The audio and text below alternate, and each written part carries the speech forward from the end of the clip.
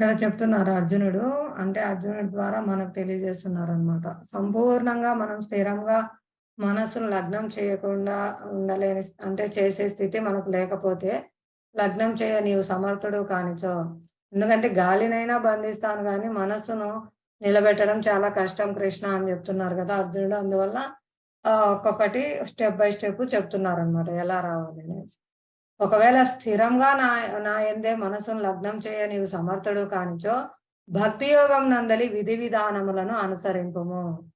ఆ విధంగా నన్ను పొందాలనే కోరికను వృద్ధి చేసుకొనుము. అందుకే ప్రభుపాదుల వారు, ఆచార్యులు మనకు అనేక కార్యక్రమాలు ఇచ్చారండి.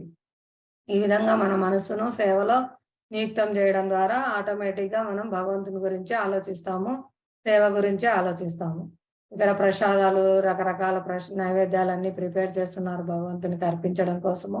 ఈ విధంగా వాళ్ళ మనస్సు అంతా ఎక్కడుంటుందండి? వాళ్ళ శరీరం, మనస్సు అంతా సేవలో నియుక్తమై ఉంటుంది.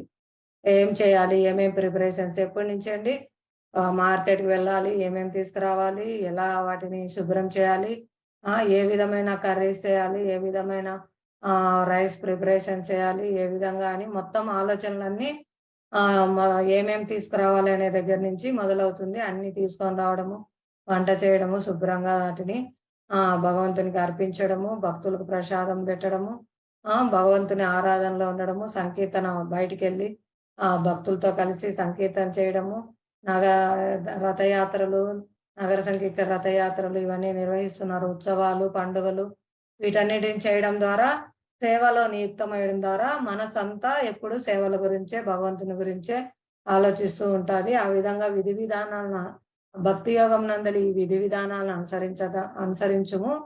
ఈ విధంగా నన్ను పొందాలనే కోరికను వృద్ధి చేసుకోనుము అని స్వయం భగవాన్ చెప్తున్నారు. ఇవన్నీ ప్రభుపాదుల వారు మనకు ఆచరణాత్మకంగా ఇచ్చారనమాట. హరే కృష్ణ.